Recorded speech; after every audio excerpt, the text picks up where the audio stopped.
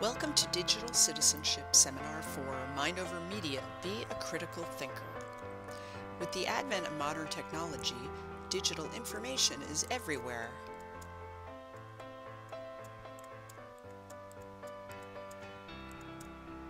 We are socialized to be active and passive consumers of media at an alarmingly young age. Therefore, critical thinking has become a crucial responsibility for all digital citizens to practice. Without critical thinking, we are subject to the following.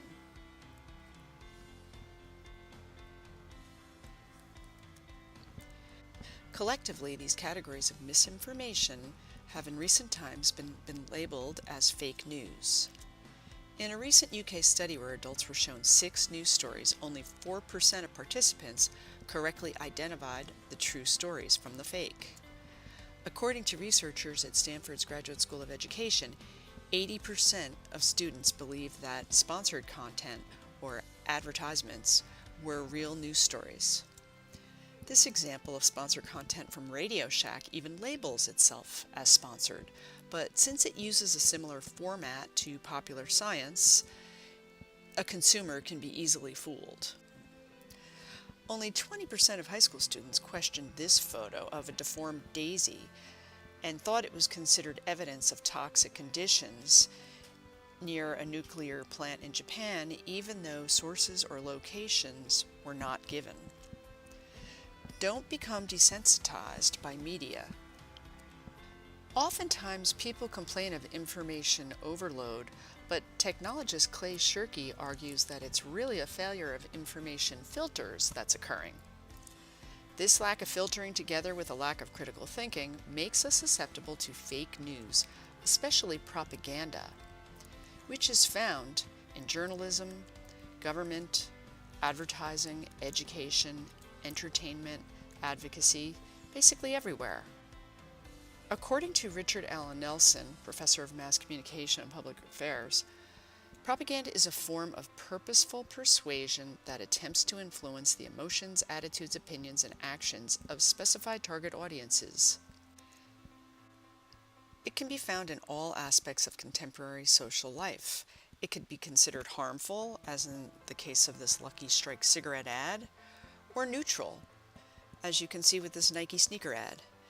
Propaganda can even be beneficial, as in the case of this advertisement reminding people not to leave their dogs in hot cars.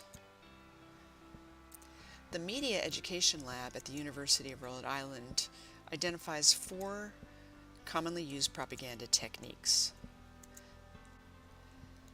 The first technique is activating strong emotions in the consumer. The second one is simplifying information and ideas. The third one is responding to audience needs and values. The fourth one is attacking opponents. It's important that media consumers are able to recognize and resist persuasive techniques that can be used to shortcut or block critical thinking. Tristan Harris has spent a decade understanding the invisible influences that hijack human thinking and action. Let's pause here and listen to his TED Talk on how a handful of tech companies control billions of minds. Producers of media should be sensitive to ethical standards of consumers and the society in which they live. Ethics is a brand of philosophy that involves systematizing, defending, and recommending concepts of right and wrong. These questions help shape our ethics, or the moral principles and values that govern the actions and decisions of individuals and groups. We need to be true to our moral compasses and sensitive to those of others. Next time you're about to click on an article or video or pop-up window, think twice before you immediately do so, or before you share information with a friend.